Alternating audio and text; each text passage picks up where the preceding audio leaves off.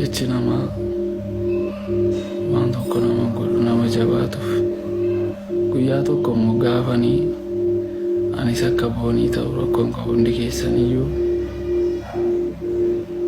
akkuma boonii duukaa girreessitanii intinii taatan dura rabsaa turtanii amma immoo deebitanii gaafa akkas taatu waan meeqa jettan rakkoon qabu. Kanaaf guyyaa boriirraa eegalee hojii nan eegala jedhee yaada. Kaayyoo boonii karoora boonii koon galmaan ga'uu barbaada. Yoomiyyuu immoo boonii go'anii eenyuunis hin qixxeessu. Thank you mooni galatoomi. Eenyuun hin qixxeessu ani amma akkan jaalladhu namoonni beektan beektu. Amma akkan bakka qabuufis warri beektan beektu. Kanaaf thank you mommy, thank you. So guyyaa boriirraa eegaleeni hojiitti deebi'uu isin beeksisumaaf dhaarra viidiyoo immoo thank you mommy galatoomi viidiyoo dokumentarii jaalala keenya ibsu irraa barattu jedhee kan hin yaadu because hunda miti kan uummata kana keessaa hunda miti kan yaada negatiivii qabu hunda miti kan sammuu negatiivii qabu baatee kan deemu nama hundumaa miti keessa namni sirriin jira. Kanaaf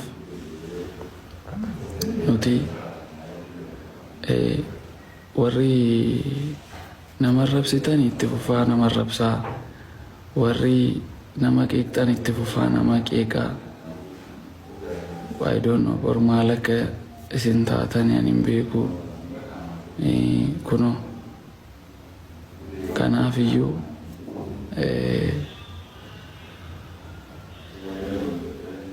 viidiyoon dokumentarii jaalala keenya ibsu jalqabaa kaaseeyyuu irraa barattu jedhee kan hin yaadu. Gaafa gadhiifamu waa irraa barattu jedhee abdiin qabaa. Viidiyoo joosii kana yeroo inni laayivii sana hundi keessa agartanii jirtanii waraabeen ture garuu gadhiisuuf naammi jennee akka tasaa ta'e dileetii ta'e asirratti ofii kiyya haasa'uu barbaada jechuudha. Maaliif joosiin haala gaddaa keessa akka jiru himatee jira. Garuu koomentiin har'a joosiif barreeffame haala akka joosiin of ajjeesu kan godhudha jechuudha. Dhugaa dubbachuuf koomentii ajaa'iba barreessitanii. Ani waan nama ibu keessaa yeroo hedduu viidiyoo kiyya keessatti gaafa haasa'u waa'ee booniif waa'ee joosee hin beektanii yeroo baay'ee viidiyoo isaanirraa yeroo hojjedhe keessatti har'as ta'e boru ilmi namaa kamuu finyoo sitti kenne hoodhuuf ajjeesisin jechuu yookaas immoo albee siif kenne ittiin si ajjeesu yookaan ittiin si waraanu osoo hin taane haala siif mijeessuunsaa gahaadha. Kan ammoo maarraa barannee booneen gaayillis nagaheera jireenyis nagaheera jiraadhes gaayilas aabii argeera. Anaaf boqonnaa kan ta'u kanaa booda du'a qofaadha. Kanaafuu addunyaa gadhee kana dhiisee isinii deemeera ka jette osoo gaayila ishee keessatti gammachuu qabaatte gaayilli nagaheera hin jettu. Haa ta'uuti ergi isheen akkas jettee iyyuu deemte ergi booneemti sun iyyuu duute har'a ji'a 3 yookaan ji'a 2 oli. Dagattanii jirtan baay'een keessan. Anumatu yeroo tokko suuraa ishee isinii fide akkas yaadattaniif malee dagattanii jirtan. Namoota baay'ee ishee dagattee jira. Ani garuu yoomillee ishee hin dagadhu. Lubbuu koo addunyaa kanarra jirutti ishee hin dagadhu jechuudha. Immoo osuma ta'uuyyuu Andu'aalam maal jedhe gaafa gadda isaa ibsate mana hidhaa turee bahee gaafa gadda isaa xumurate maal jedhe akkuma har'a joosii dhufu kana dhufee lakki maaliif of ajjeesta maaliif akkas goota jedhee yeroo baay'ee yaalii isheen goote irraa fuudhaa ture. Garuu qananiin kaduute ofii isheeti. Ani wanta akkallee keessaa hin qabu jedhee himate Andu'aalam jechuudha. Joosiinis har'a maal jedhee jaalala keenyarraa yoo akka isin waa barattanii fi ganaan waa isinii gadhiisu qaba. Jaalala keenyarraa waa barattu jedhe. Jaalalli joosii fi jaalalli boone kan irra keessaa suni namoota baay'ee hawaa ture. Namoota baay'eetu osoo akka booniif akka juusii taane abbaa manaa akkasii natti qabi, haadha manaa akkasii natti qabi jedhamee ka hawwamaa ture. Garuu gaa'illi akkas fakkeessan irra keessaa humni isaa kana ta'aa jechuudha. Of ajjeesuu ta'a. Maaliif tokko jaalate tokko yoo jibbe dirqama of ajjeesuun kee wayiin oole. Yookaan abbaa manaa of ajjeesa yookaan haadha manaa of ajjeesa. Sababiin isaa jaalalli garmaleen wal qixxee yoo hin taane tokko ajjeesuun isaa dirqamaa jechuudha. Tokko ajjeesuun isaa waanuma hin oolle. Sinii galee tokko hima du'a. Yookaan abbaa manaa du'a yookaan haadha manaa du'a. Maaliif jaalalli sun wal qixxee miti waan ta'eef.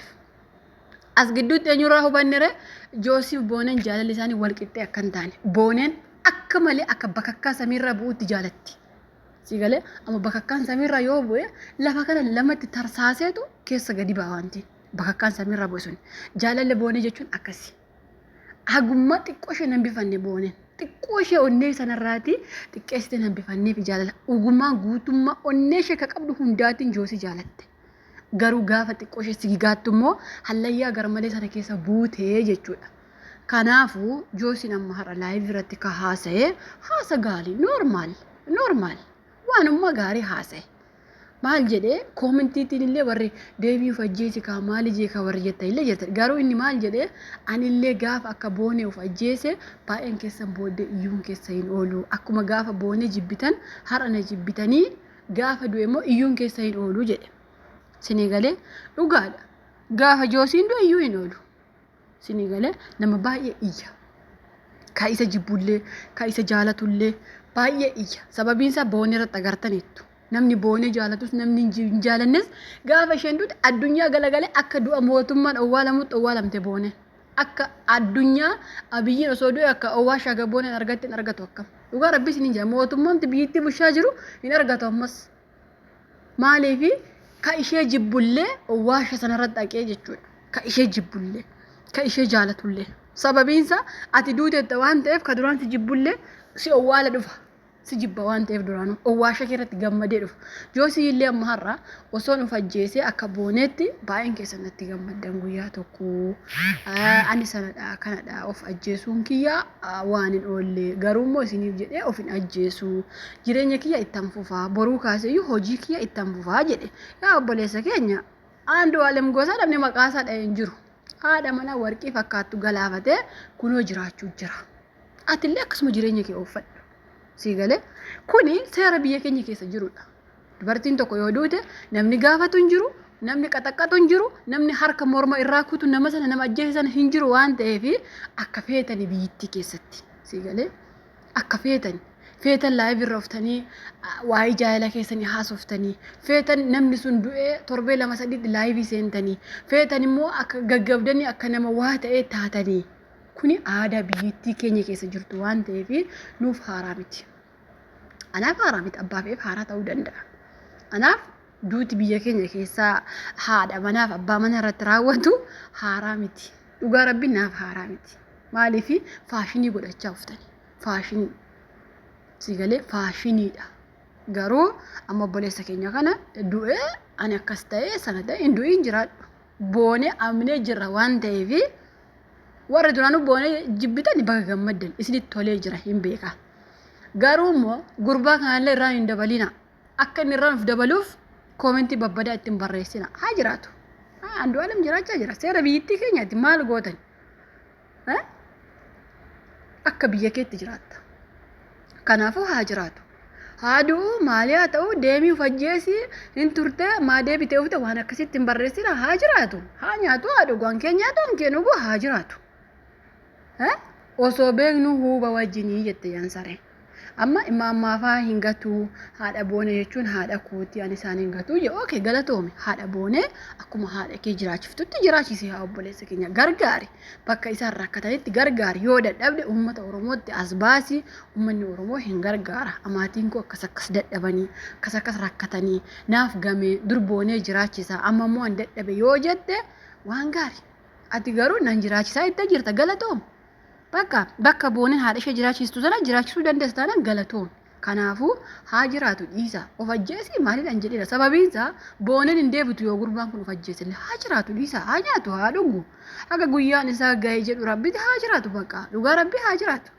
አንድ ሩማንዩ ሀጅራቱ አቻለው ቪዲዮ ጀሉ ጋረቢ ሀጅራቱ ዲሳ ማሌፊ ዮ ጅራቴ ጋሪ በቃ ዱጋረቢ ሀጅራቱ ዲሳ